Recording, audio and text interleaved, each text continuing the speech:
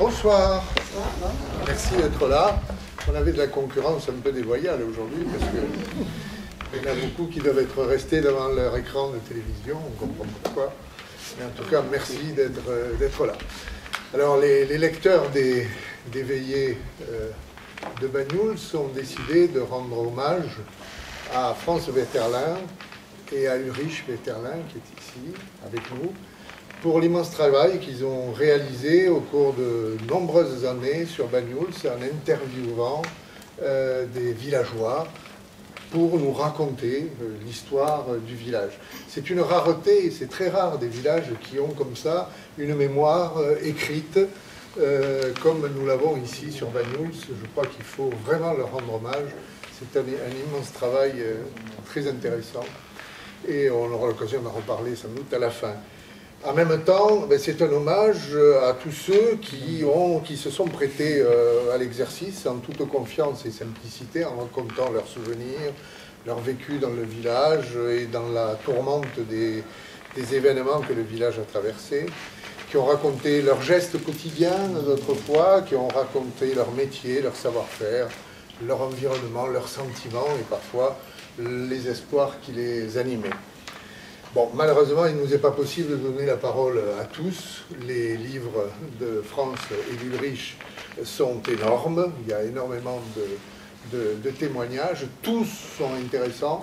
On a simplement voulu essayer de relater un peu tous les grands événements de notre village, en essayant de ne pas en oublier.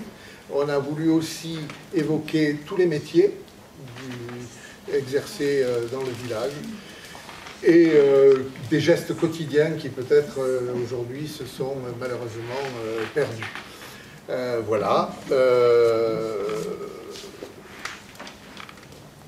Bon, vous avez reçu à l'entrée un programme. Sur ce programme, vous avez le nom des personnes à qui nous allons prêter nos voix et les références du livre donc, qui s'appelle « Quand Banyuls, quand un village se raconte ».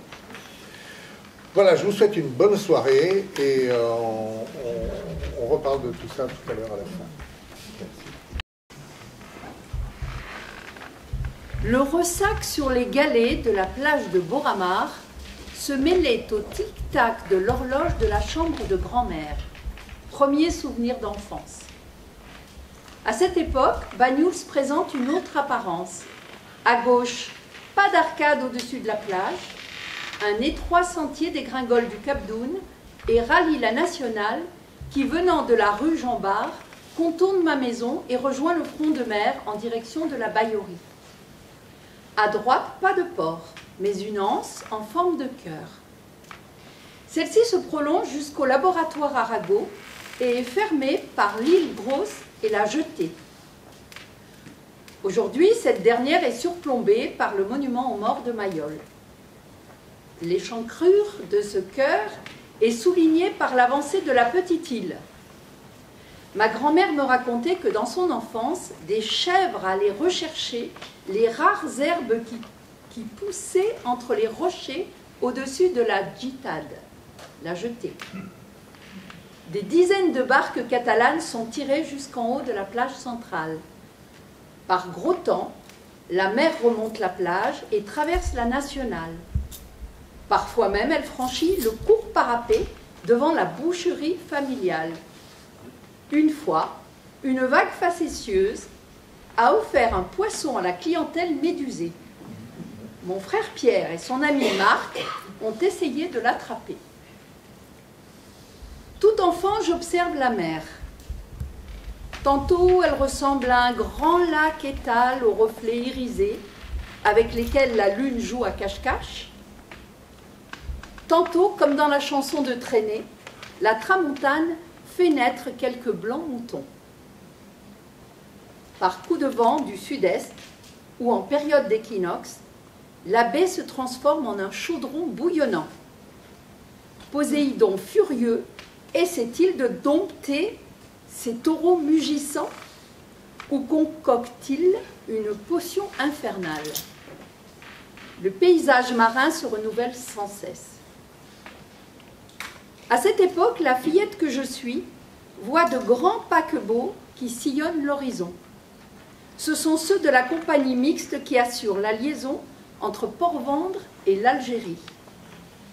Leur nom, El Mansour, El Djezaïr, le Kérouan, sont promesses de voyages extraordinaires et les nuages dessinent des villes fantasmagoriques.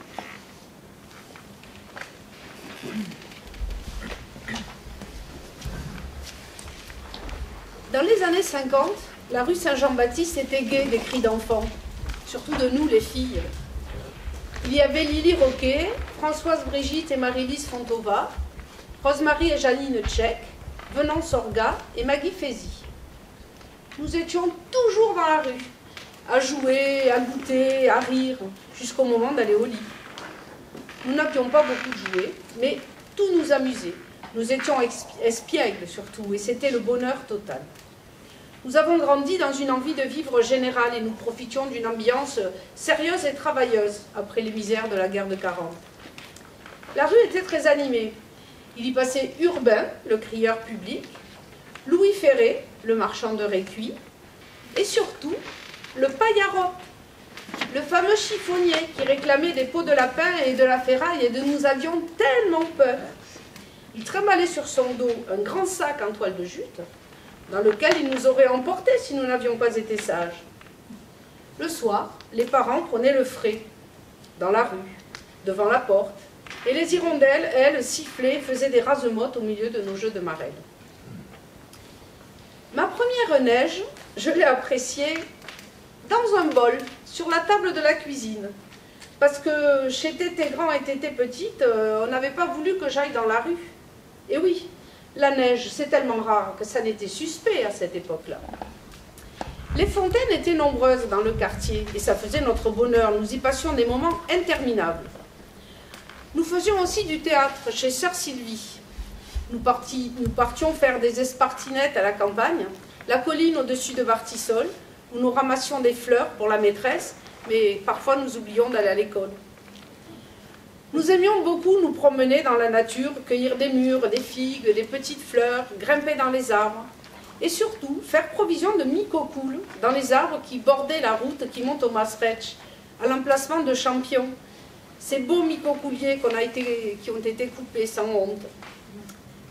Perchés dans les arbres, nous remplissions nos poches de micocoules et à l'abri des feuilles, nous nous amusions à canarder les promeneurs. Les rares passants visés par nos sarbacanes nous criaient « Je le dirai à ton père, je le dirai à ta mère !» Mais comme nous nous cachions dans les branches, il nous semblait qu'ils ne savaient pas qui on était, et ça nous amusait beaucoup. Puis, un peu plus grande, je me suis hasardée au jeu de la plage et à la découverte du bagnouls des touristes et des loisirs du front de mer. Et découverte, il y en a eu. Un hangar avait été installé. Il s'appelait le Paprika. Il était situé autour de l'office du tourisme actuel. Et là, surprise générale, des baby-foot, des flippers, peut-être d'autres jeux, mais surtout, un jukebox qui diffusait une musique toute nouvelle pour moi, la musique américaine du genre boogie-woogie, comme Wham ou latino, comme Tequila. J'étais encore une petite fille et je n'osais pas trop entrer dans ce hangar. Alors j'écoutais cette musique appuyée dans l'embrasure de la porte. J'étais fascinée, c'était formidable. Chez mon tété grand et ma tété petite, Thérèse et Martin Coupé, mes voisins, que j'ai aimés de tout mon cœur, nous écoutions de temps en temps, sur un vieux phonographe, Miette, ou l'auberge du cheval blanc, et d'autres chansons encore. Ça me plaisait beaucoup, mais c'était quand même de la musique ancienne, alors que sur le front de mer, je découvrais la musique à la mode. Puis vint le temps des bals, sur la place, et ici, à la salle Novelty, avec Élie Boucheda, un peu plus tard, celui des virées au Sea Club. Ce petit dancing dont la piste de danse avait vue sur la mer et qui a fait le bonheur de nos flirts naissants au son des slows de Camillo et de Fausto Papetti. C'était encore mieux que dans les films de la nouvelle vague. Nous dansions des rocks l'après-midi en maillot de bain avec la serviette autour de la taille et des slows le soir, sapés dans des baby-dolls Vichy rose et blanc à la Brigitte Bardot, à la lumière de bougies très intimes. Et puis, nous avons grandi, nous avons pris le train de vie des adultes, mais ça, c'est une autre histoire.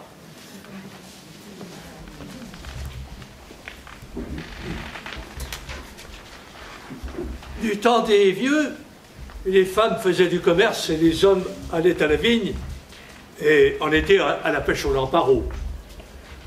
Tout au début du siècle, ma grand-mère, Marguerite Weiss, née Villarem et surnommée la Briguda, a ouvert un débit de tabac et une buvette à l'endroit où exerçait plus tard le coiffeur Tati. C'est une gargote à l'ancienne, petite et enfumée, fréquentée surtout par les gens de mer. À l'extérieur, on pendait un vieux cordage que l'on allumait le matin et qui se consumait toute la journée. Les marins, qui n'avaient pas de feu, une bonne vieille habitude prise dans la marine, venaient y allumer leurs pipes et les cigarettes qu'ils roulaient à la main.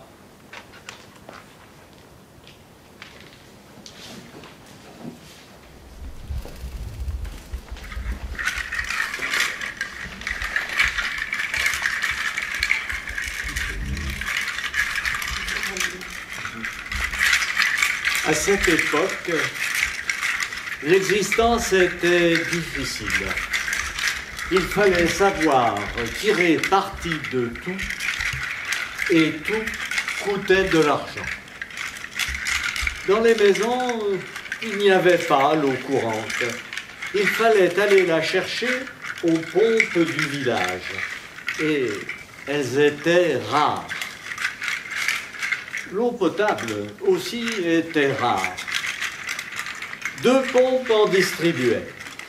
L'une dans la rue Saint-Pierre, l'autre sur la plage, appelée tout simplement la pompe de la plage. Par un fait extraordinaire, c'était la pompe la plus proche de la mer qui donnait la meilleure eau. Cette pompe se trouvait entre le restaurant chez Homs et le café de la Côte-Vermeille. Quand nous descendions en ville, nous transportions toujours des récipients, bidons, brocs, cruches, que nous laissions au pied de la pompe de la plage et, quand nous remontions, c'était toujours avec un chargement d'eau. Et toujours, nous essayons de l'économiser. Heureusement, l'eau courante a été installée dans les années 30, les égouts également. On a alors mis l'eau dans les rues avec des fontaines. Dans les maisons, s'il y avait un robinet, c'était déjà pas mal. Surtout si c'était au bassin et si possible à l'évier. Plus tard, cela s'est étendu et tout le monde a eu l'eau courante. Pour faire boire les bêtes, on allait à la pompe fade, en bas de la côte qui monte à la gare, derrière la boucherie Pau. L'eau n'était pas fade, mais saumâtre à cause des infiltrations d'eau de mer. Cette pompe existe encore, symboliquement. Après le pont du Puig d'Elmas, au bord de la rivière, se trouvait la fontaine des Fées, dont l'eau était bonne. Dans les maisons, il n'y avait pas de cabinet. Après l'installation des égouts, les particuliers avaient fabriqué chez eux des réceptacles reliés au réseau et munis d'un regard de visite en fonte. Ils utilisaient alors les bidons, les seaux hygiéniques, qu'ils allaient vider dans ce réceptacle. Ils se trouvaient soit dans le poulailler, soit à la cave, dans un endroit bien secret, bien caché. Auparavant, le matin, c'était le défilé des seaux hygiéniques vers le passaïs. Les femmes s'y rendaient le matin et vidaient leur bidon à la mer. Après, elles s'agenouillaient sur le quai et rinçaient le bidon à grands mouvements de bras d'un côté, d'un autre. Il y avait toujours des marins autour des canots et bien sûr, les plaisanteries fusaient. « Attention, tu vas le noyer !» Les gens riaient, oui. Mais quand on a installé les égouts, tout s'est terminé et le Thomas est resté à la maison. Je me rappelle ce vieux boulanger qui, pour nettoyer le four, venait le matin avec attaché au bout d'une longue perche une grosse tête de loup en toile de sac. Avant de nettoyer le four, il venait au passalis, là où, peu auparavant, les femmes avaient nettoyé les bidons. Ah, c'est comme ça. Je revois encore le vieux, la perche sur l'épaule, aller rincer la tête de loup dans l'eau. Alors, le passaïs accueillait aussi les tonneaux et les comportes que le tonnelier venait de terminer. Pour les rendre étanches, Raymond Sagols les remplissait d'eau au quai. Et souvent, au moment des équinoxes, quand faisaient rage les coups de mer qui venaient de l'Est et que l'on appelait justement les lave-tonneaux, il fallait se dépêcher de tout enlever du quai. Le passaïs servait à beaucoup de choses. Il était important pour la vie du village. C'était là que l'on déchargeait les barques qui les avaient transportées, les comportes contenant la vendange des vignes des bords de mer.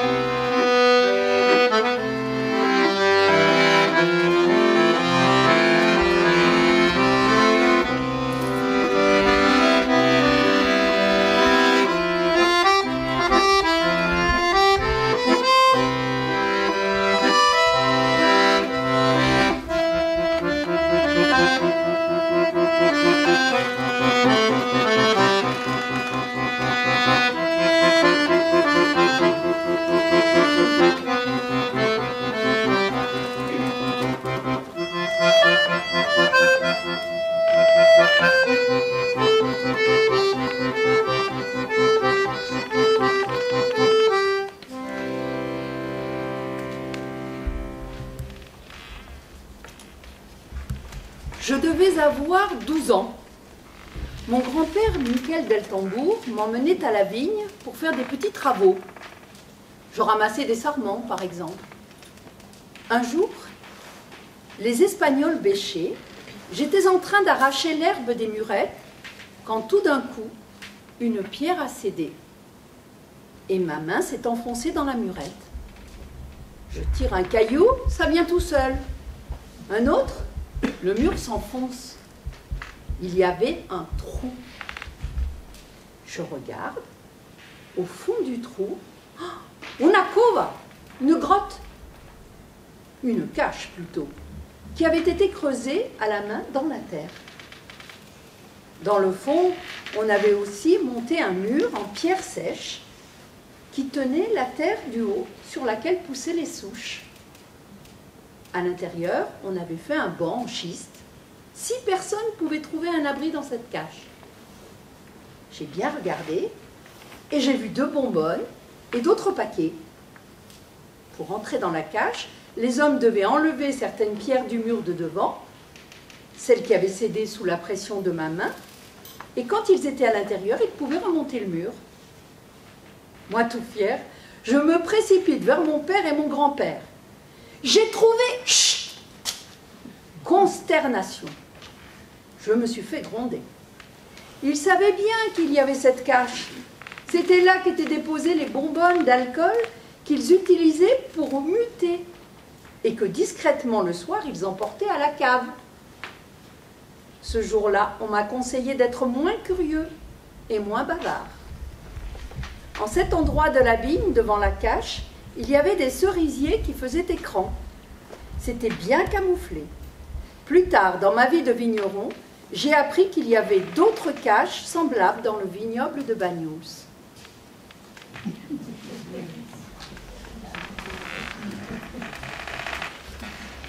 Mon grand-père, lui, nous racontait souvent des histoires de contrebande. Il nous disait que quand il était petit, les femmes avaient les cheveux toujours longs.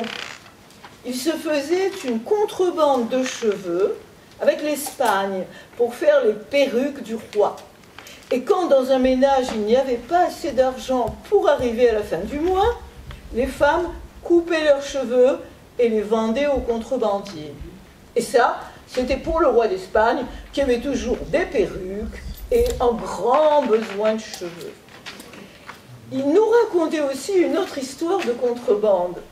Je ne sais pas si elle est vraie ou pas. Il nous disait qu'une fois, mes arrière-grands-parents étaient partis faire de la contrebande d'alcool. Il y avait une petite fille de la famille qui avait voulu les suivre. Alors on lui avait trouvé une petite bonbonne de 4 ou 5 litres et elle était partie avec eux. Une fois arrivée à la forêt de Roubir, les douaniers sont sortis. Tout le monde alors s'est enfui. Les douaniers ont dit « On va attraper la petite, comme ça on saura qui c'est et on pourra avoir les autres. » Mais la petite avait reçu l'ordre, si on l'attrapait, de jeter sa bonbonne et de la casser. Alors elle l'a jetée du haut en bas des rochers et elle s'est laissée attraper. Les douaniers l'ont emmenée à Cerbère, où était le bureau des douanes. « Comment tu t'appelles ?»« Motus. » Elle n'a jamais répondu. « Qui es-tu ? D'où viens-tu ? » Rien. « Eh bien, on t'emmènera à Serré et on te mettra en prison. » Elle n'a jamais rien voulu dire. Ils l'ont emmenée à Serré par la diligence, mais ils n'ont rien pu tirer de plus. Alors le juge leur a dit « Bon, maintenant, vous la ramenez à Banyuls, vous la lâchez, et quand elle ira chez elle, vous la suivrez, vous l'attraperez facilement. » Mais la coquine, quand ils l'ont laissée libre, elle a commencé à passer vers les hauts du village, vers la gare. Elle leur a fait faire un tour épouvantable. Elle s'est mise à courir et ils l'ont perdue. Et personne n'a jamais su qui était cette petite fille, ni les douaniers, ni personne. C'était du temps où ma grand-mère était jeune, Elle devait être née en 1850 au Puig-Delmas et elle s'appelait Eugénie Villarem, surnommée Eugénie del Pichun parce que son père était le plus jeune de la famille.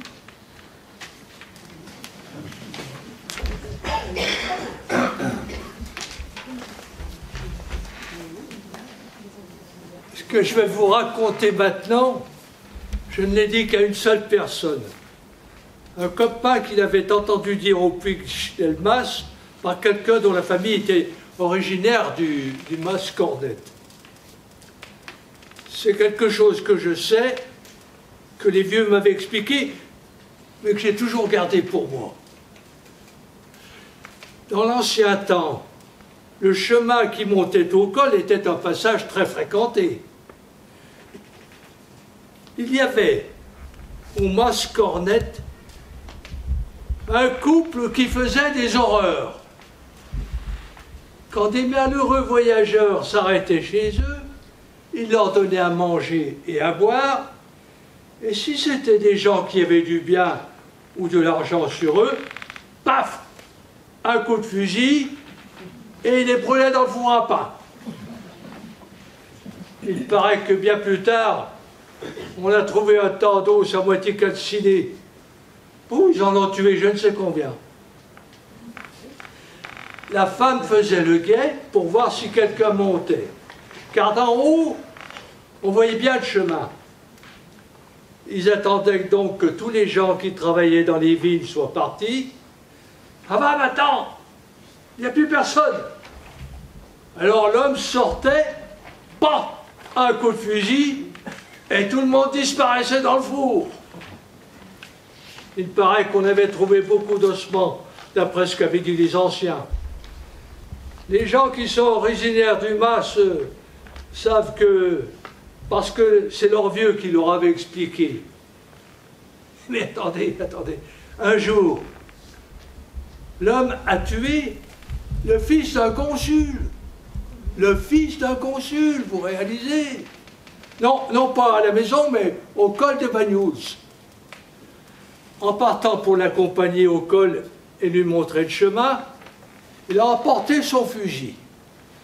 Le jeune homme, qui va avoir 30 ou 35 ans, lui a dit « Pourquoi vous emportez le fusil ?» La chasse n'était pas ouverte. « Oh, je peux voir du gibier, comme je suis un peu chasseur, je le tue. » Le jeune homme portait une sacoche. Arrivé au col, l'homme a expliqué le chemin au voyageur, et à peine celui-ci s'était-il retourné, pan, un coup de fusil, il lui arrache la sacoche et il fiche le camp. Attendez, vous allez voir la fin de l'histoire. On s'est vite aperçu de la disparition de ce garçon, on a fait une enquête. Où est-il allé? Il est passé par là, il aurait dû arriver, et il a disparu. Alors les gens du Mas-Cornet ont eu peur. Ils ont arrêté leurs agissements et ils n'ont plus recommencé. Mais il y avait eu je ne sais combien de morts. C'était du temps de mon grand-père. Il était encore enfant vers 1864 ou 65. Peut-être même qu'il n'était pas né. Enfin, je ne suis pas bien sûr. Ce dont je suis sûr, c'est qu'il m'avait raconté cette histoire plus d'une fois. Ah mon Dieu. Et à Banyuls, moi je vous le dis, il y a des gens qui la connaissent.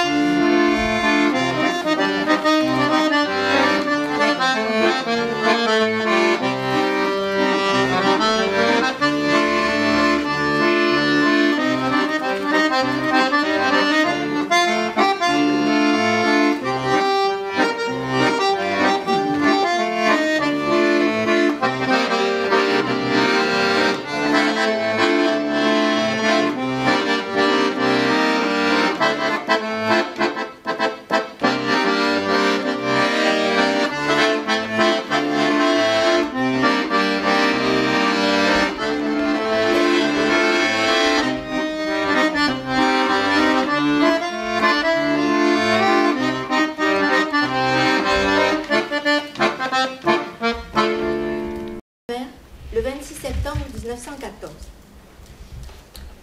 Mon cher Sauveur, pour te faire plaisir, le jour que je suis allée à Perpignan avec la petite, j'ai tenu à te faire une surprise. J'espère que ça te fera plaisir de nous voir. Nous sommes très bien réussis, surtout Angeline, on dirait qu'on l'a collée en personne. Moi aussi, dans aucune photo, je ne me trouve pas aussi bien qu'à celle-là. C'est rien que pour toi que nous avons fait cette bêtise, car au moment que nous traversons, je n'avais pas envie de poser. Enfin, nous t'embrassons bien fort toutes les deux, ainsi que Thérèse, malgré qu'elle n'ait pas pu y être, mais je la ferai photographier toute seule. Bon baiser, ton épouse.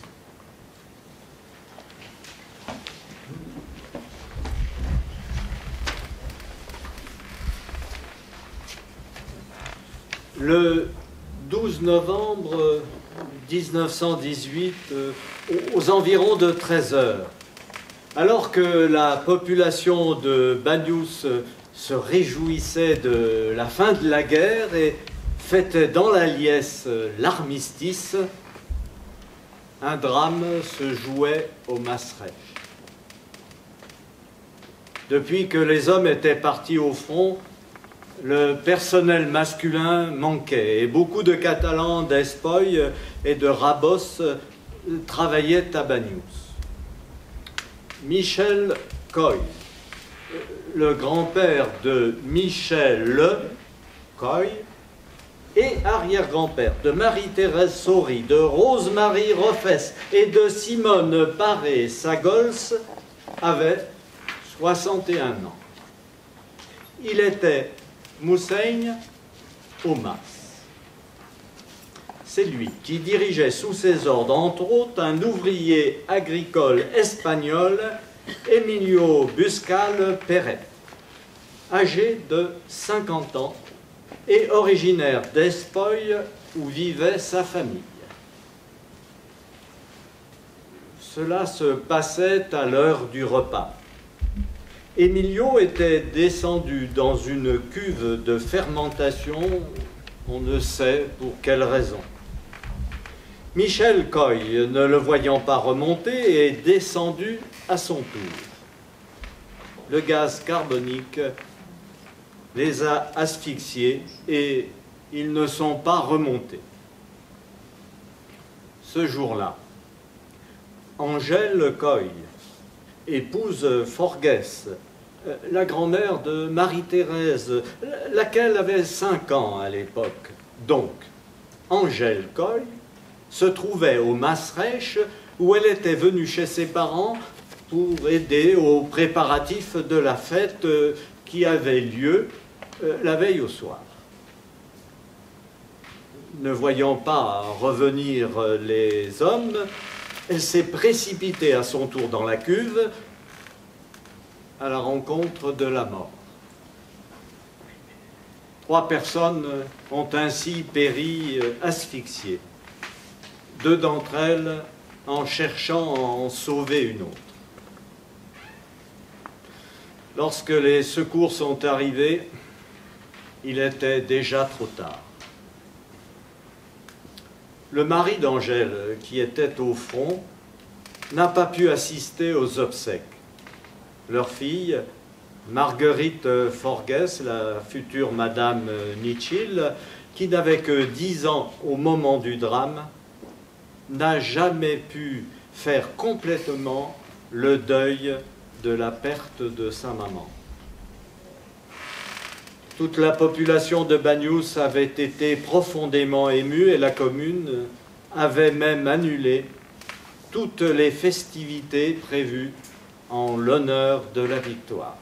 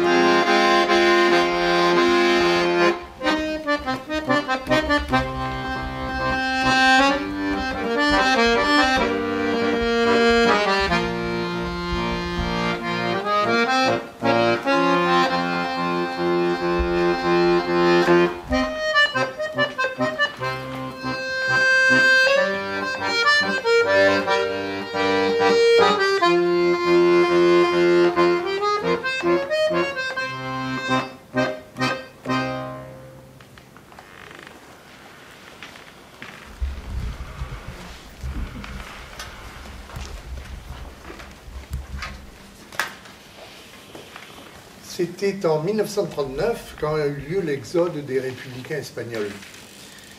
Avec les soldats qui étaient en poste aux abeilles, mon père est allé chercher une réfugiée qui avait accouché au plat de les CRS. Sur place, avec les soldats, ils ont fabriqué une litière, ils ont descendu la femme au mas des abeilles, ils l'ont transportée dans l'église, l'ont mise sur de la paille et, à côté d'elle, ils ont allumé un feu pour la garder bien au chaud. Puis, ils sont allés chercher la sage-femme pour qu'elle vienne s'occuper d'elle et de l'enfant, faire la toilette et tous les soins nécessaires. Pensez, c'était au mois de février et il faisait un froid. J'étais encore jeune. C'était la première fois que je voyais Madame Marcenac, la sage-femme, et que je lui ai parlé. Quand elle a eu terminé, elle a dit « Il est trop tard maintenant, mais demain je reviendrai pour la soigner et l'amener à Banyuls. Elle ne peut pas rester ici. » Le lendemain, quand la sage-femme est arrivée, l'accouché n'était plus là. Ils étaient tous partis, peut-être avaient-ils eu peur. Mon mari et les autres l'avaient emporté et nous n'avons plus jamais su ce qu'ils étaient devenus. Son mari et les autres l'avaient emporté. Ça se passait en 1939, pendant la guerre d'Espagne. Un jour, des soldats espagnols réfugiés m'ont dit « Maintenant, c'est notre tour. Vous n'avez pas voulu nous aider, mais bientôt ce sera le vôtre. » Ils ne s'étaient pas trompés. Une autre guerre se préparait pour nous. Quelques années plus tard, j'ai dû y jouer mon rôle.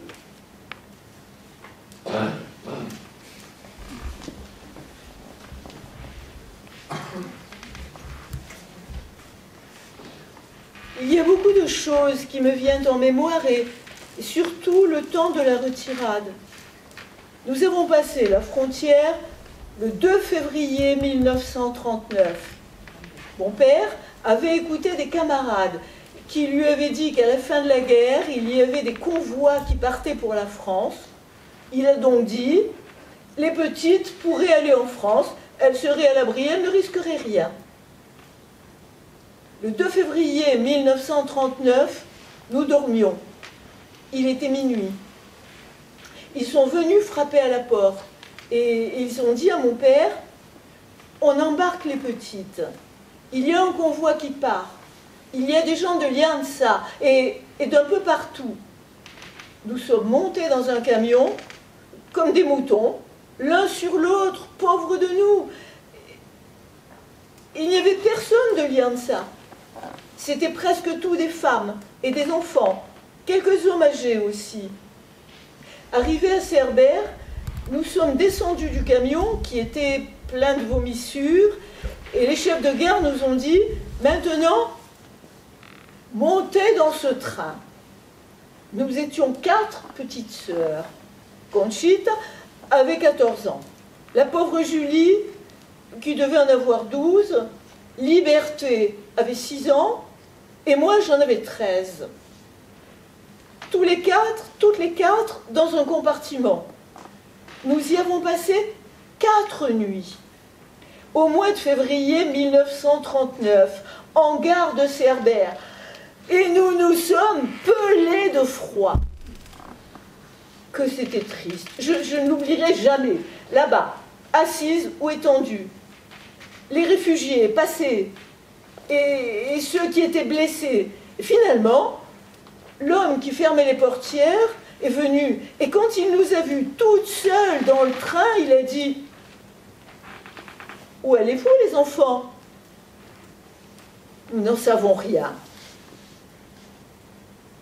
On nous a dit de monter ici et je ne sais pas où nous allons. D'où êtes-vous? Il nous a fait parler. Nous lui avons dit que nous étions de Lianza, que nos parents étaient restés là-bas et qu'ils viendraient plus tard. Alors il a dit, descendez du train. Si vous partez avec ce train, il vous conduira Dieu sait où, et pendant longtemps, votre mère n'aura pas de vos nouvelles, et peut-être même plus jamais.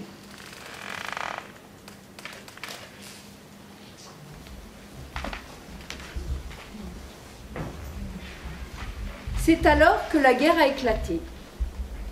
À Ruby, tous les esprits étaient en ébullition. Entre les républicains, les anarcho-syndicalistes et les partis de droite, il régnait une grande effervescence. Et avec tant d'usines, il y avait pas mal d'agitation. Quand les événements de la guerre se sont précipités, quand tout allait mal, nous sommes tous partis. La Yaya, la grand-mère, est partie avec ses filles. Mes parents, ma petite sœur et moi, avec d'autres personnes, nous avons pris une voiture à Ruby et nous sommes allés à Figueres. C'était au mois de février 1939. Nous avons passé à peu près 10 jours dans un hôtel. Et je peux vous assurer que nous n'y étions pas seuls. Il y avait beaucoup de gens dans cette auberge. Ensuite, nous sommes allés au Pertus. Quand nous sommes arrivés à la frontière, il y avait un monde fou. On ne laissait entrer en France que les femmes et les enfants. C'est ainsi que nous, les femmes, nous nous sommes retrouvés d'un côté, alors que mon père devait rester de l'autre. Ce passage de la frontière a duré pendant des heures et a été un crève-cœur pour tout le monde. On nous a embarqués dans une voiture, et un car, on nous a conduits à la gare de Perpignan, on nous a mis dans un train où il y avait d'autres réfugiés et nous avons atterri à Arras, dans le Pas-de-Calais. Après d'interminables heures de train, sans notre père et sans savoir où nous allions, les gens étaient inquiets. Tout le monde disait n'importe quoi. Nous sommes restés de nombreux jours sans nouvelles de notre père. Nous sommes arrivés à Arras, on nous a fait descendre et on nous a conduits à l'école des Beaux-Arts, où on nous a enfermés. Nous sommes restés 6 ou 8 mois, enfermés, sans pouvoir sortir. Il y avait une grande salle avec de la paille et nous dormions par terre. Les familles étaient réunies, mais il n'y avait pas d'hommes, seulement des vieux, des mères et des enfants. Nous étions nourris convenablement et à volonté, mais nous n'étions pas habitués à la nourriture qu'on nous donnait en France. Nous étions angoissés d'être enfermés comme dans une prison, et aussi à cause du travail que l'on nous faisait faire et que je préfère taire. Nous avions la haine. Que l'on nous enferme ainsi, les choses ne pouvaient pas se passer trop bien. Un jour, Guy Mollet est venu, le dirigeant socialiste. À ce moment-là, je ne le connaissais pas. Je parlais un peu le français parce que je l'avais appris en Espagne. Il voulait qu'on lui explique comment ça se passait et à quoi ressemblait notre vie. C'était un homme très bon. Il nous a dit qu'il était socialiste et qu'il savait que la situation dans laquelle nous nous trouvions n'était pas normale. Je ne sais si c'est à la suite de cette visite que l'on nous a fait sortir les jeunes pour qu'ils aillent jouer dans un jardin, 2 ou 3 fois par semaine. On était toujours accompagnés par les gendarmes. On arrivait dans ce jardin, on fermait les portes, et c'est tout. On n'avait aucun contact avec les gens du pays.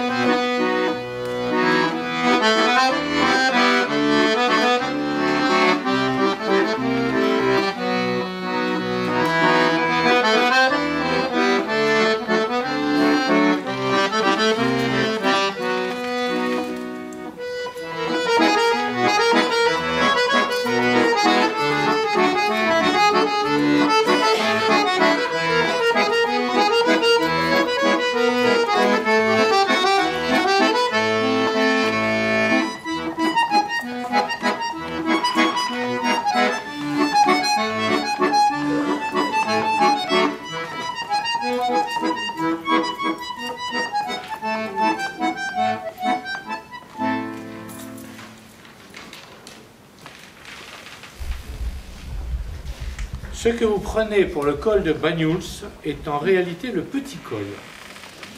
Le véritable col est un peu plus haut et gravé sur une roche, il y a une croix. Un jour, mon père et moi sommes allés en Espagne, invités par la famille qui tuait le cochon. Mon père m'a expliqué, en voyant cette croix, que dans le temps, les troupeaux espagnols pénétraient trop loin sur le territoire français. Les bergers français en avaient fait le reproche aux bergers espagnols, « Restez chez vous ». Le type l'a mal pris. Un jour, il attrape un fusil et il a tué le berger du Mascornette. Et c'est à cet endroit qu'il y a la croix. Alors, les autres bergers de ce mas ont pris leurs armes, sont allés se mettre à l'affût, et quand l'Espagnol est arrivé, ils ont fiché un coup de fusil, ils l'ont tué. Il y a eu 2 morts. Pour le deuxième, il n'y a pas de croix. Voilà l'histoire des bergers qui se sont entretués au col de Banyuls. Elle est encore plus vieille que celle de Salvador. Elle s'est passée avant la guerre de 14 et même avant le XXe siècle. Mon père et mon grand-père me l'avaient souvent raconté. Mon grand-père surtout nous contait souvent des histoires de l'ancien temps. Et moi j'étais passionné, je me régalais de l'écouter. Il expliquait qu'en 1833, quand il y a eu l'épidémie de choléra en Espagne, des soldats français ont été postés pour garder la frontière, pour empêcher que les gens n'aillent en Espagne et que les Espagnols ne pénètrent en France.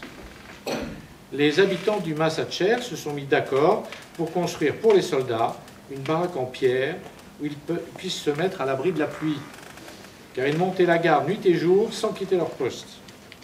Ils leur ont donc fait une petite construction reposant sur des voûtes, comme ils savaient si bien faire dans les bergeries. Et il en reste encore quelques pierres. En ce temps-là, il n'y avait ni le chemin de fer, ni la route, et tout le monde était obligé de passer par le col de Banyuls.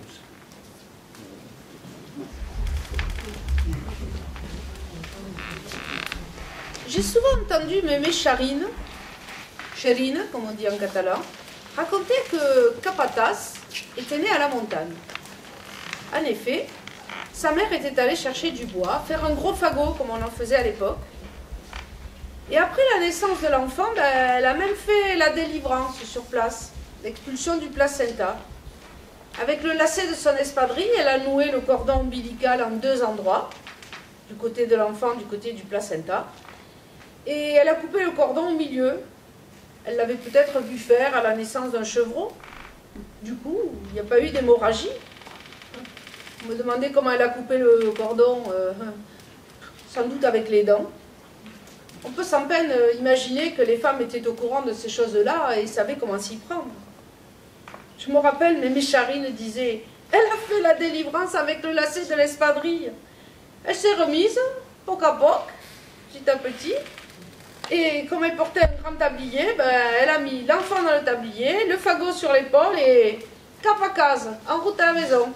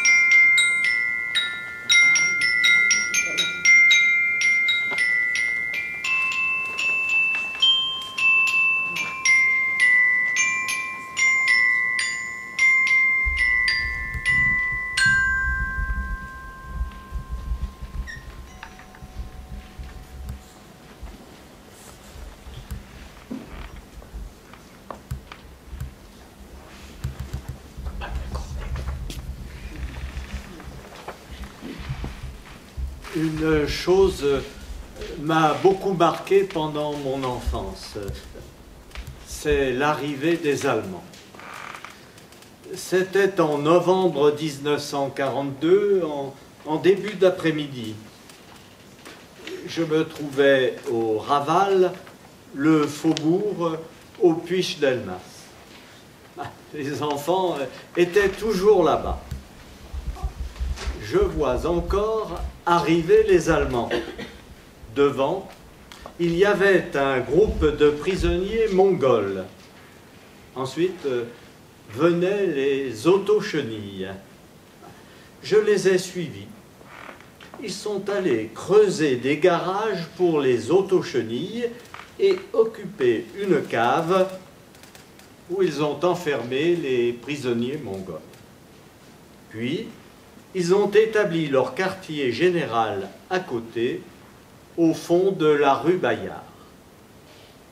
À la place du Puig-Delmas, qui n'était pas goudronné, ils ont occupé une cave pour faire la cuisine, creusé pour ouvrir une fenêtre pour la clarté et mis des barreaux. C'est là qu'ils mangeaient. Nous, les enfants, on les côtoyait chaque matin, on n'y voyait aucun mal. Ils nous parlaient, mais nous ne comprenions pas. Ils étaient parmi nous. Certains soirs, ils alignaient des enfants sur la place. Ils nous donnaient de la soupe avec un morceau de beurre. À l'intérieur, contre le mur de leur cuisine, il y avait une pompe avec de l'eau potable. Un jour, j'ai vu que ces coquins ont caressé un chien, lui ont donné à manger, puis ils lui ont attaché une ficelle à la queue avec une boîte de conserve vide. Le chien a pris peur et il a couru avec cette boîte. Une femme lui a enlevé la ficelle. C'était une farce, mais moi j'ai pensé, ça ne se fait pas. Comment avez-vous osé ? Pendant qu'ils étaient à table, dans la cuisine, je me suis approché de la pompe. J'ai rempli d'eau la boîte qu'ils avaient attachée à la queue du chien. J'ai jeté le contenu par la fenêtre entre les barreaux et j'ai filé en courant. Le soir, quand j'attendais la petite assiette de soupe, deux gars se sont mis à côté de moi. Ils parlaient, je ne comprenais rien, je faisais le sourd, un peu inquiet. Un jour, un ami est venu avec un jouet qui représentait un char. Nous y avons mis des macaronis, de la poudre. Accidentellement, nous y avons mis le feu. Ah, ça a bien brûlé. Les macaronis sont partis dans tous les sens. Ça fait une flamme qui a dépassé les maisons. Dans la petite rue, tout le monde était affolé, branle-bas de combat. Ma mère m'a appelé. Et j'ai pris la raclée que je méritais. Les Allemands sont sortis, ils ont tout éteint. D'ailleurs, quand la poudre a été brûlée, la flamme s'est affaissée. Il y avait un vieux monsieur, très, très vieux, qui ne parlait pas français, seulement catalan. Je me souviens de l'avoir entendu ironiser. Les Allemands passaient. Il a alors dit aux autres qui étaient là, « Moi, je parle allemand. »« Comment ? Tu parles allemand ? » ?»« Oui, oui, tu veux voir ?» Et il a dit aux deux Allemands, « Tu veux boire un coup ? » ?»« Ya, ya !» Tu as vu ? De la part des Allemands, c'était un réflexe de dire « ya, ya » quand ils ne comprenaient pas. Il les a fait entrer avec lui dans la cave et leur a donné un coup à boire. Il s'était joué de tout le monde. Cette image m'a marqué. À la porte de la cave, ce vieil homme, avec un rire magnifique, la fèche noire autour de la taille.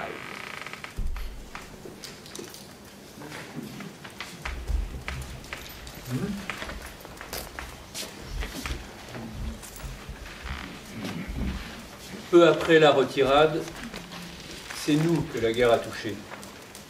Alors, Lisa Fitko est venue pour faire passer des Juifs. Elle faisait partie d'un réseau de passage vers les USA. C'est elle qui a fait passer Walter Benjamin. Elle a dit qu'à Port-Vendre, elle a vu un gars qui lui a parlé d'Azema. C'est peut-être Prats, qui était pilote à Port-Vendre. Je sais qu'il faisait partie d'un réseau de résistance. D'ailleurs, il a été maire après la libération. Et sous Vichy, on a mis le conseil municipal et Azema à la porte et on les a remplacés. Mais dès que ça a été la libération, ça a été pareil. On a dit aux gars, foutez le camp. Et on a mis des résistants. C'est Honoré Prats qui exerçait les fonctions de maire. Je faisais moi aussi partie d'un autre réseau de passage monté par des Espagnols. Il paraît qu'il s'agissait d'un réseau très important. Leur siège était qui servait de guide. Il s'appelait Kimet. Notre travail, c'était d'aller à la gare attendre les gars. On savait plus ou moins qu'il y en aurait 2 ou 3 qui devaient arriver. Parfois, on ne savait même pas. Notre mission, c'était de nous mettre sous l'horloge, avec un foulard autour du cou. Les gars, quand ils arrivaient, c'est l'employé de l'hôtel qui, le soir, les faisait passer et les accompagnait jusqu'à Garriguella. Le col de Banyuls était très surveillé. Il ne passait pas par là. Il le faisait passer par le col d'Eltorn. Oh, il était fort, le gars. C'est lui qui m'avait introduit dans le réseau. C'était un ancien juge de Gérone. Les gens que je passais, c'était difficile à dire qui ils étaient. On ne discutait pas avec eux. J'étais l'homme au foulard sous l'horloge de la gare de Banyuls.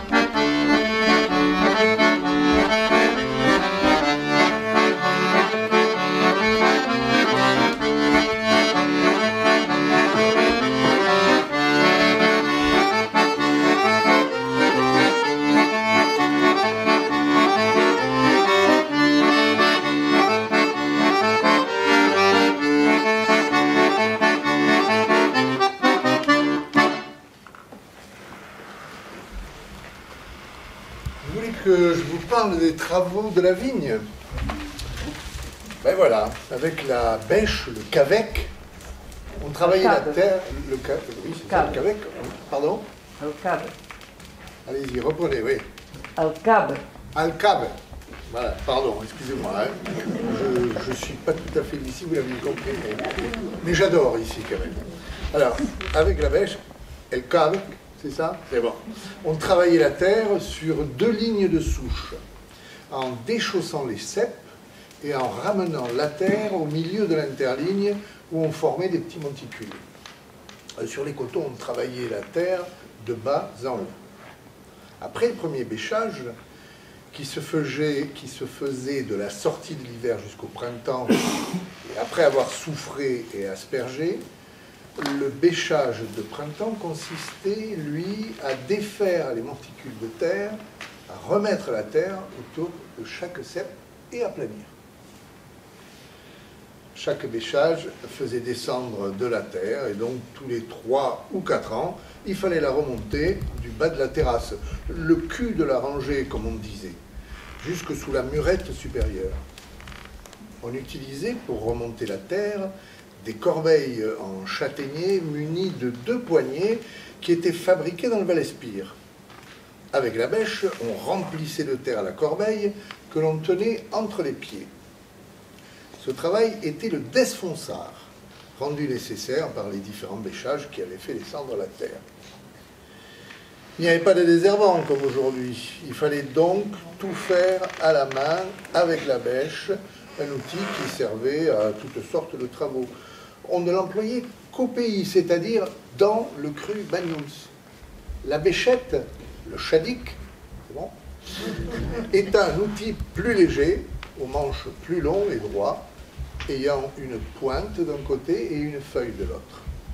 On l'utilisait pour désherber au jardin ou à la vigne, pour arracher une touffe de mauvaises herbes, pour faire des trous quand il fallait mettre du fumier. Le fumier, cela se faisait en hiver. La plus grande partie de ce fumier venait du poulailler, où il y avait la volaille, les lapins, les poules, les oies. Les gens les plus riches, les propriétaires, avaient un âne ou un mulet. Ils avaient donc du fumier de ces animaux. On utilisait aussi celui des chèvres et des chevreaux, que l'on appelait chéri.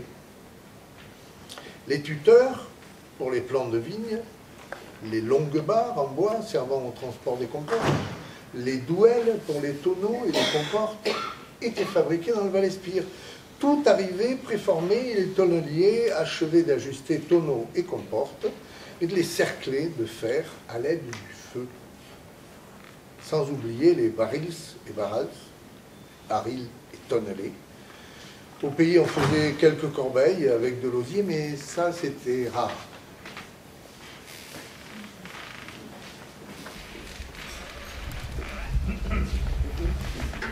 À l'époque où j'avais entre 16 et 17 ans, il nous arrivait de devoir faire les vendanges par mer à la vigne de Tayaloca avec la catalane de la famille. Ceci afin de ne pas être obligé de monter les raisins depuis le bas de la vigne jusqu'à la route charretière que mon père et ses voisins avaient creusé dans les terrains rocheux jusqu'à la route nationale.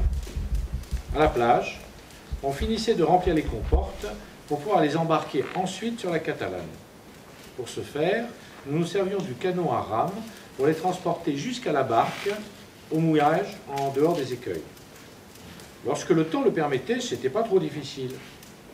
Mais une fois, il y avait dans la barque mes 2 cousines, Claire et Laurence, et une de leurs amies, Anna.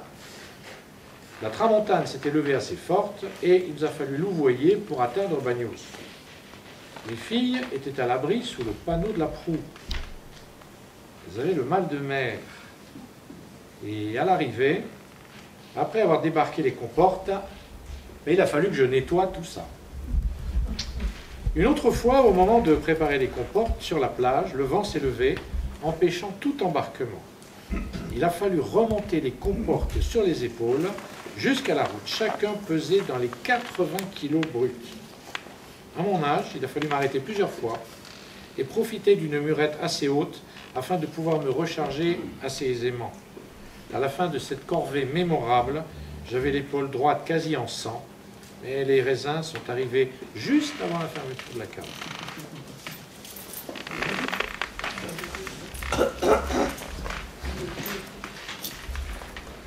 Mon mulet, Nanou, il va y avoir 10 ans qu'il est chez moi.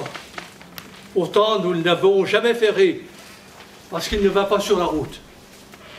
Jean-François, qui est un viticulteur bio, laboure ses vignes. Quand nous avons besoin du mulet, nous le sortons de l'étable, nous le chargeons sur le camion, nous arrivons à la vigne. Il est toujours sur la terre, ce n'est pas la peine de lui mettre des fers. Je lui arrange les sabots avec des vieux ciseaux à tailler la vigne. Jean-François lui tient le pied, crac, crac, crac, et quand c'est bien rond, un coup de lime, un coup de roc, et voilà, et il se laisse faire. Là, je vais interrompre ma lecture parce que la suite me gêne beaucoup. J'ai espéré ce soir qu'on n'aurait pas un jeune viticulteur dans la salle. J'en ai vu un. Clément, je m'excuse, je ne revendique pas le texte que je vais lire maintenant. Je te donnerai une explication après. Oh, je ne sais pas si on se remettra à labourer les vignes à Bagnols. Il faut des gens qui aient du courage. On aime mieux mettre du désherbant. Le jour où il n'y aura plus de désherbant, il n'y aura plus de vignes à Bagnols. Il ne faut pas se faire d'illusions. Et sans vouloir critiquer, tu parles. Quand je vois, moi, qui ai appris avec les vieux comment on travaille les vignes aujourd'hui, si vous voyez ça, jeter les sarments n'importe où, casser les murettes. S'il pleuvait comme avant avec les orages, mais il y aurait des pans entiers de la montagne sans un grain de terre. Tout à la mer. Il n'y aurait que de la roche. Pour ce qui est de remonter les terres, de pêcher, c'est fini tout ça. On se contente de tailler et de désherber. Heureusement que nous nous sommes battus contre l'hélicoptère. Ils ne viennent plus larguer les traitements. Mais il n'y a rien qui vaille. Il n'y a que la raison qui vaille. Il m'est arrivé de discuter avec des jeunes et ils m'ont dit « Ah, tu sais, si ça continue, je ne sais pas s'il ne faudra pas laisser tomber les vignes, essayer de trouver un autre emploi, parce qu'il ne nous reste pas grand-chose pour vivre. » On aurait dû faire ce qu'il faut, c'est-à-dire des murettes, et pour commencer par ne pas les détruire. Oui, ça m'a étonné de lire ce texte, parce que les murettes sont exceptionnelles à Bagnols, ça crée un paysage magnifique. Et donc ce texte a été écrit en 2008, et il paraît que depuis 2008, on a fait tout ce travail de remontage des murettes. Donc pardonne-moi. Hein.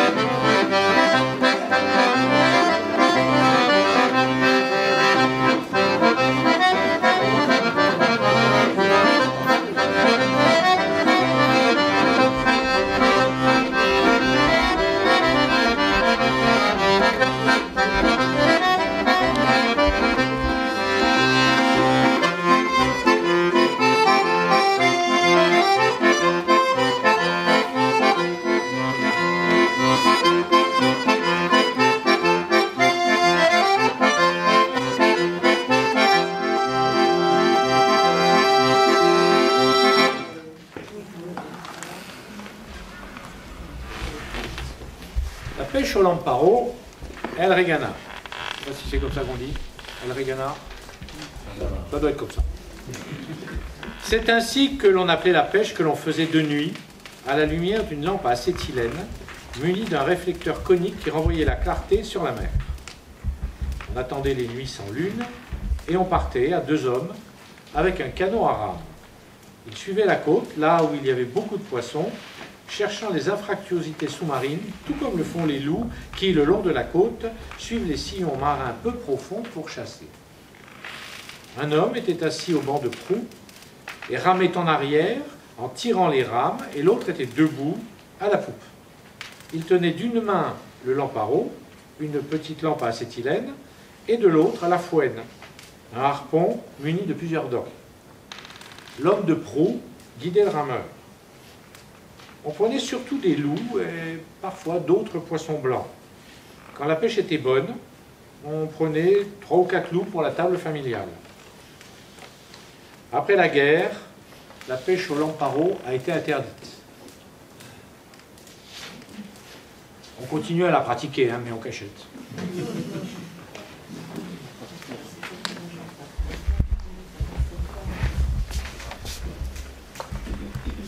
Je n'ai jamais travaillé au chalut, mais je sais que les chalutiers ont carrément détruit les fonds marins. Là où ils passent, et maintenant ils passent n'importe où, ils brassent tout, ils bouleversent les fonds où il y a des frayères. Ils détruisent le plancton, qui n'est qu'en surface, qui peut être à plusieurs niveaux dans l'eau.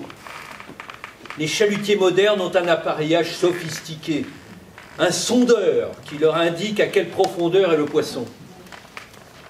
Ils passent carrément dans le banc de poissons et peuvent dire grâce à leur sondeur « c'est un banc de dorade ». Ce sont les chalutiers qui ont ramassé presque tout le poisson. Après leur passage, tous les fonds marins sont labourés. Ils tuent aussi bien le petit que le gros. D'après ce que les sondeurs indiquent, ils montent et ils descendent le chalut. Ah, il faut avoir vu les systèmes de pêche actuels. Les power blocks pour remonter les filets, les sondeurs. Ah, il ne faut pas s'étonner s'il n'y a presque plus de poissons dans la mer. C'est le modernisme qui a tué la pêche et qui est en train de tout tuer.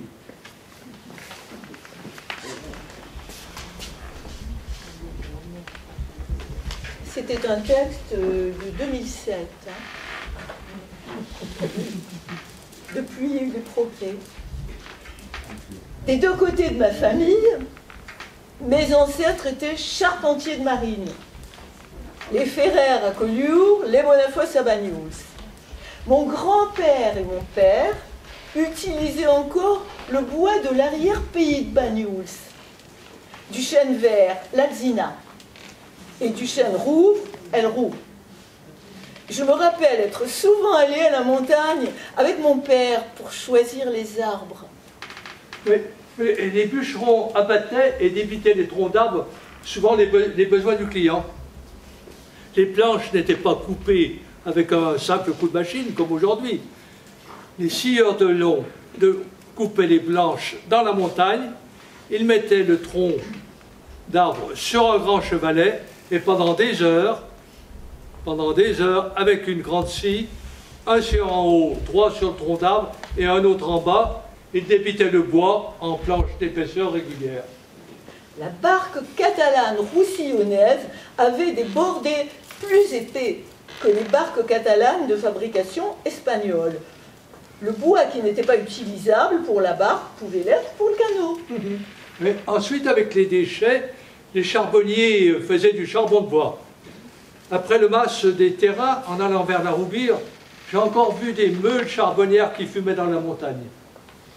Mon père, en fin de carrière, n'avait pas perdu l'habitude de choisir les arbres ayant la forme adéquate. Je devais avoir 14 ans. Je me rappelle être allée au boulot avec lui, choisir des arbres tordus. Il les retenait pour l'année suivante parce qu'il fallait un an de sèche. On devait autant que possible trouver dans les arbres tordus la membrure des futures barques. Il fallait presque la trouver toute faite, sinon, comment tordre une membrure de 10 et même 15 cm d'épaisseur? Ce n'était pas possible. Mais si vous aviez vu comment les charpentiers tordaient les planches pour faire des bordées, ils mettaient la planche à plat, faisaient un petit feu dessous, chauffaient la planche peu à peu, et avec un système de poids, Ils la tordaient suivant la forme dont ils avaient besoin. Un peu comme faisaient les tonneliers. Ils y mettaient 3 ou 4 jours, mais avec de la patience, ils y arrivaient. Ils faisaient ainsi les bordés à la forme désirée. Ce système de mise en forme des bordés faisait leur force. Et leur résistance.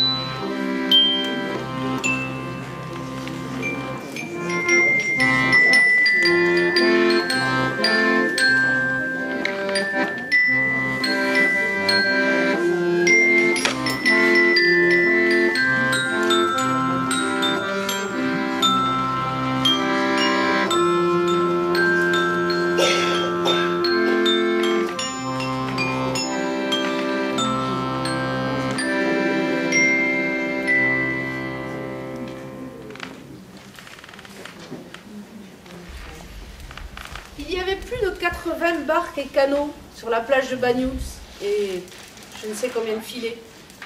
Au retour de pêche, souvent le filet était déchiré par les dauphins ou par les petits requins bleu foncé qui faisaient beaucoup de dégâts dans nos filets.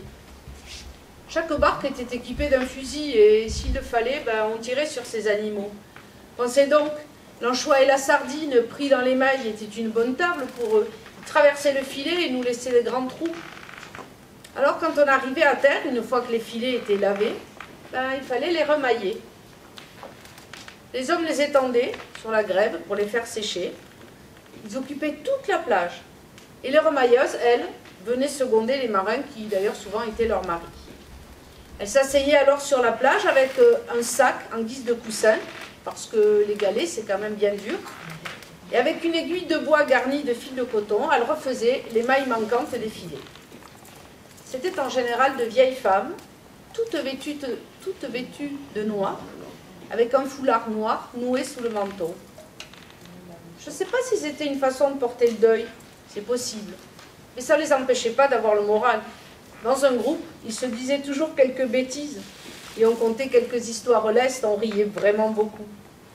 Ce n'était pas triste, mais le travail était quand même bien dur, surtout l'été, en plein soleil.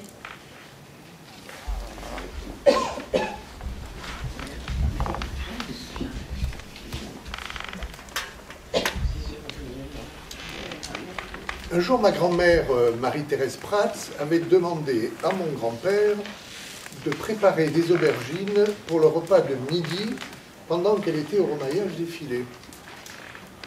Lorsqu'elle est revenue à la maison, elle a trouvé les aubergines alignées en haut de l'escalier, semblant l'attendre. Mon grand-père les avait affublées de 4 pattes et de 2 yeux.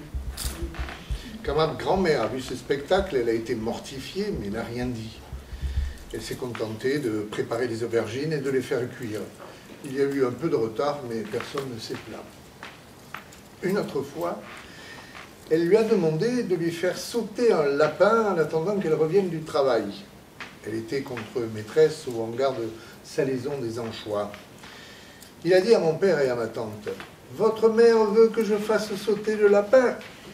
On va le faire sauter. » Il a mis l'animal en morceaux dans la poêle et l'a fait sauter jusqu'au plafond. Il y en avait partout. Mon père riait, mais sa sœur, tante Jeanne, pleurait. Elle avait 10 ans de moins que son frère.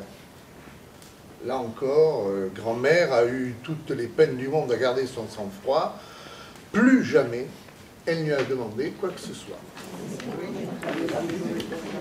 Mon grand-père, Pierre Pratt, dit Paroutille, était un homme petit, à moitié chauve, comme moi, mais qui se mordait les moustaches. Il ne fallait pas les marcher sur les pieds, car la riposte eût été rapide. Sa femme, Thérèse d'Amparoutille, était grande, solide, excellente chanteuse, bourre de travail, grosse mangeuse et toujours prête à aider quelqu'un de plus malheureux. Il y avait toujours une assiette disponible à table, en cas. C'était une travailleuse extraordinaire, du matin au soir sur la brèche, comme d'ailleurs l'ensemble des femmes de l'époque, entre le ménage, la préparation des repas, les lessives, le remaillage des filets durant l'été, aller chercher les fagots de bois dans la montagne, souvent à 2 heures de marche. Elle n'avait pas de temps pour penser à autre chose, vous pensez. Quand ma grand-mère allait laver le linge à la rivière, une fois son travail fini, elle mettait tout dans une corbeille plate et arrondie aux angles. Elle se faisait aider pour mettre cet engin sur la tête avec un petit coussinet fait avec une serviette roulée et à l'avant pour la maison. Elle ne touchait pas à la corbeille qui se tenait en équilibre. Les femmes qui allaient laver le linge à la rivière avaient toute une corbeille, comme celle de ma grand-mère, d'environ 20 cm de profondeur, sur 45 de large et 70 de long. Dans la rivière, elles installaient un caillou plat et y adossaient un autre caillou vertical pour être protégées contre les éclats d'eau qui les éclaboussaient lorsqu'elles frappaient le linge avec le battoir. Le caillou plat servait à appuyer et battre le linge. Pour cela, elles utilisaient un battoir en bois. Lorsque le linge était propre, si le soleil était bon, elles l'étendaient sur le sable de la plage bordant la rivière. Quand il était assez sec, elles le mettaient dans la corbeille et, soit seule ou en se faisant aider, la perchaient sur leur tête et en route pour la maison.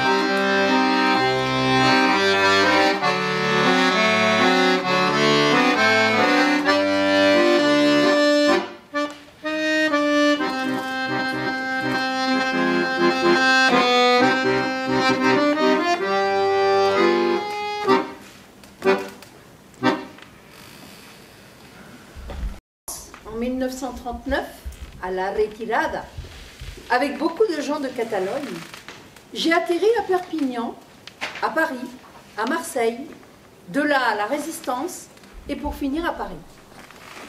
Les années ont passé. Un jour, nous avons entendu parler de Banyuls.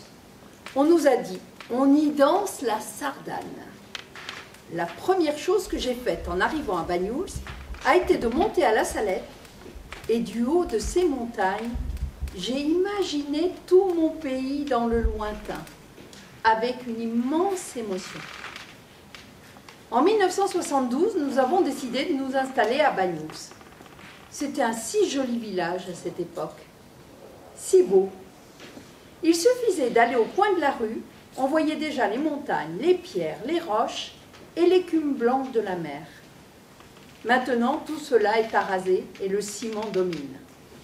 Mais Banyuls n'est plus Banyuls, c'est autre chose. D'ailleurs, dans le monde entier, c'est comme ça. Je vivais dans la rue Napoléon et je dansais les sardanes comme une folle. Quand je descendais en courant pour aller danser, les voisines regardaient d'un côté, de l'autre. Et quand je remontais, elles regardaient de nouveau. Les gens de Banyuls sont des gens qui, au premier abord, sont assez méfiants. Mais c'est une attitude, car finalement, en grattant un peu, on constate qu'ils ne sont pas ainsi. Ils sont accueillants et sans manière. On peut leur demander ce qu'on veut. S'ils le peuvent, ils le font.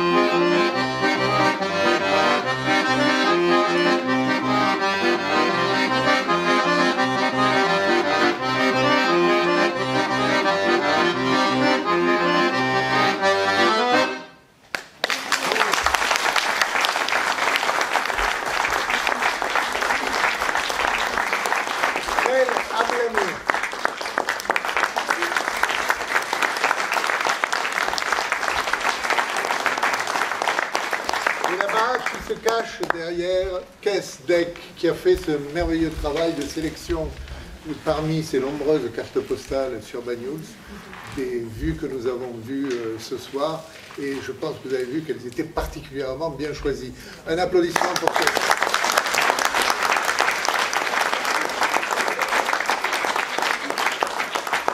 Bien sûr, encore bravo à France Vetterlin et à Ulrich Vetterlin pour leur si beau travail. Comme je vous le disais tout à l'heure, c'est une rareté d'avoir dans un village comme ça une mémoire écrite par finalement les témoignages de ses habitants. C'est quelque chose d'extraordinaire. Mais c'est un travail qui n'a pas été, qui a eu besoin aussi d'aide, écrire ces choses-là, éditer un livre, des livres pareils, ça demande de s'y mettre à plusieurs. Et France et Ulrich ont été aidés par Claire, la sœur de France, et aussi par André Lecor. On a la chance ce soir d'avoir Ulrich, d'avoir Claire et d'avoir André Lecor. Je voudrais qu'on les applaudisse très très fort.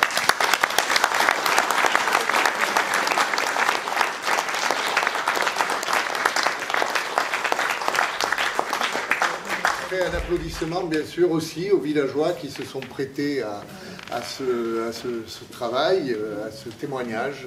Nous en avons quelques-uns parmi nous, vous les avez sans doute reconnus. On les applaudit.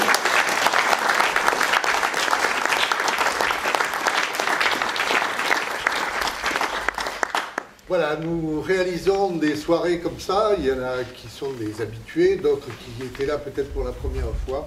Nous organisons régulièrement des soirées de lecture à voix haute avec des intermèdes et des prestations musicales.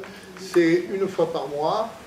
Soit nous prenons un auteur, soit c'est un événement qui nous inspire, soit c'est un thème que nous prenons et donc que nous allons sélectionner dans la littérature, dans la poésie, donc des textes qui se réfèrent au thème choisi et nous les illustrons chaque fois que c'est possible avec de la musique et parfois d'autres prestations comme aujourd'hui. Aujourd'hui c'était des images. Ça a été aussi une autre fois des images par le club photographique de Banyuls, qui s'appelle Banyuls Images. Nous essayons comme ça de fédérer un peu toutes les activités associatives qui peuvent l'être avec nos soirées. Nous sommes particulièrement heureux d'avoir reçu des Bagnoulins de pure souche ce soir et voilà, nous espérons qu'ils ont aussi apprécié ce travail. Voilà. Merci.